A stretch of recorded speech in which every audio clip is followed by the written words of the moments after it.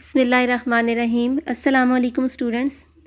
आज हम chapter number 8 start करेंगे, दैट इज़ केमिकल इक्विलिब्रियम। और इसका फर्स्ट टॉपिक है रिवर्सिबल एंड इरिवर्सिबल रिएक्शंस। यहाँ पर 2 मार्क्स का एक क्वेश्चन बन सकता है, differentiate between reversible and irreversible reactions. तो इस पूरे टॉपिक के अंदर से आपने 2 मार्क्स का शॉर्ट क्वेश्चंस के अकॉर्डिंग प्रिपेयर करना है।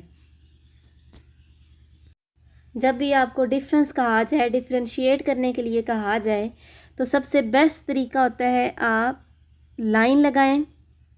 एक तरफ आप इधर अब रिवर्सिबल रिएक्शंस को डिस्कस करेंगे और दूसरी तरफ इरिवर्सिबल रिएक्शंस को डिस्कस करेंगे। यहाँ पर हम रिवर्सिबल रिएक्शन के पॉइंट्स को डिस्कस करेंगे और इधर हम इरिवर्सिबल रिएक्शन के पॉइंट्स को डिस्कस करेंगे। सबसे पहले डेफिनेशन दोनों की हमें पता होनी चाहिए कि what are reversible and irreversible reactions. तो ऐसे रिएक्शंस को हम रिवर्सिबल रिएक्शंस कहेंगे, जिनमें रिएक्टेंट्स रिएक्ट करके प्रोडक्ट्स बनाते हैं और प्रोडक्ट्स दोबारा से रिएक्टेंट्स में चेंज हो जाते हैं। ऐसे रिएक्शंस को रिवर्सिबल रिएक्शंस कहेंगे। Means reactions in which reactants react to form products and products form reactants again. These reactions are called reversible reactions. यानी कि रिवर्सिबल रिएक्शंस दोनों डायरेक्शंस में होते हैं। एक दफ़ा रिएक्टेंट्स रिएक्ट करके प्रोडक्ट्स बना देते हैं, वो प्रोडक्ट्स दोबारा से रिएक्टेंट्स में चेंज हो जाते हैं उन्हीं कंडीशंस के अंडर। और इरिवर्सिबल रिएक्शंस कौन से होते हैं? इन दीज रिएक्शंस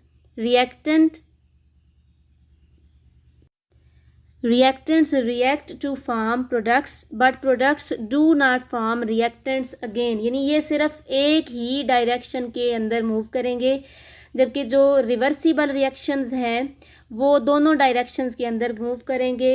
इनको डबल हेडेड एरो से शो किया जाता है रिवर्सिबल रिएक्शंस को, जबकि इरिवर्सिबल रिएक्शंस क्योंकि एक ही डायरेक्शन में फॉरवर्ड डायरेक्शन में जाते हैं, इसलिए इसको सिंगल हेडेड एरो से शो किया जाता है।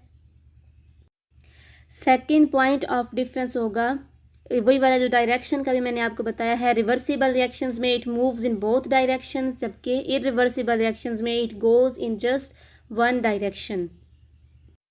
थर्ड पॉइंट ऑफ डिफरेंस है reversible reactions never reach to completion. It never reaches to completion, यानी ये रिएक्शंस कंप्लीट नहीं होते।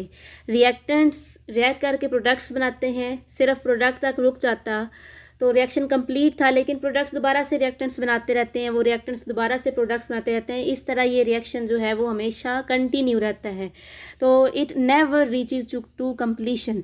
जबकि जो इरिवर्सिबल रिएक्शंस हैं, यानी कि जो रिवर्स नहीं होते, वो हमेशा कंप्लीट हो जाते हैं। तो थर्ड पॉइंट इसका होगा it always reaches to completion. 3 points difference के लिखने के बाद आपने इनकी एग्जाम्पल्स देनी है।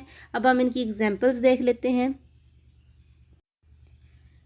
सबसे पहली एग्जाम्पल इरिवर्सिबल रिएक्शंस के केस में आ जाती है सोडियम और वाटर का reaction. Sodium reacts with water to form sodium hydroxide and hydrogen. ये सिंगल हेडेड एरो से शो हो रहा है। ये रिएक्शन कंप्लीट हो जाता है, सोडियम वाटर के साथ रिएक्ट करके सोडियम हाइड्रोक्साइड और हाइड्रोजन बना देती है। हाइड्रोजन और सोडियम हाइड्रोक्साइड दोबारा से रिएक्ट करके सोडियम और वाटर में चेंज नहीं होती under normal conditions. That is why this is an example of irreversible reactions.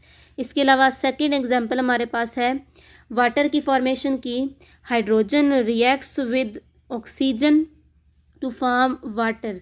ये सिंगल हेडेड एरो से शो हो रहा है, ये भी इरिवर्सिबल रिएक्शन की एग्जांपल है। इस केस में भी हाइड्रोजन ऑक्सीजन के साथ रिएक्ट करके वाटर बना देती है। वाटर दोबारा से उन्हीं कंडीशंस के अंडर हाइड्रोजन और ऑक्सीजन में चेंज नहीं होता, इसलिए ये भी इरिवर्सिबल रिएक्शन है। इरिवर्सिबल रिएक्शन में सेम कंडीशंस के अंडर प्रोडक्ट्स दोबारा से रिएक्टेंट्स में चेंज नहीं होते, लेकिन अगर टेम्परेचर ज़्यादा दें इस रिएक्शन के केस में, वाटर को हीट किया जाए 1500 डिग्री सेंटीग्रेड टेम्परेचर पे, तो वो हाइड्रोजन और ऑक्सीजन में चेंज हो सकता है, लेकिन नॉर्मल कंडीशंस में वो हाइड्रोजन और ऑक्सीजन में चेंज नहीं होता। इसलिए ये एक इरिवर्सिबल रिएक्शन है और ये एग्जांपल है इरिवर्सिबल रिएक्शंस की। और इस रिएक्शन के अंदर स्टोशियोमेट्रिक अमाउंट्स लेनी है हाइड्रोजन और ऑक्सीजन की। स्टोशियोमेट्रिक अमाउंट्स लेंगे, यानी कैलकुलेटेड अमाउंट्स लेंगे, 2 मोल्स ऑफ हाइड्रोजन लेंगे और 1 मोल ऑफ ऑक्सीजन लेंगे, तो 2 मोल्स ऑफ वाटर प्रोड्यूस होंगे और कोई भी रिएक्टेंट वहाँ पर एक्सेस में मौजूद नहीं होगा और वो एंड पे बचा हुआ नहीं होगा, यानी कोई भी हाइड्रोजन या ऑक्सीजन गैस एंड पे मौजूद नहीं होगी, बल्कि सारी की सारी हाइड्रोजन और ऑक्सीजन वाटर में कन्वर्ट हो जाएगी। 2 एग्जांपल्स हमारे पास इरिवर्सिबल रिएक्शंस की आ जाती हैं। सेकंड, रिवर्सिबल रिएक्शंस के केस में हमारे पास एग्जांपल है फॉर्मेशन ऑफ अमोनिया। जब नाइट्रोजन हाइड्रोजन के साथ रिएक्ट करती है तो अमोनिया प्रोड्यूस होता है और ये जो रिएक्शन की कंडीशंस हैं 450 डिग्री सेंटीग्रेड टेम्परेचर है, iron as a catalyst use होता है और हाई प्रेशर पे ये रिएक्शन करवाना है।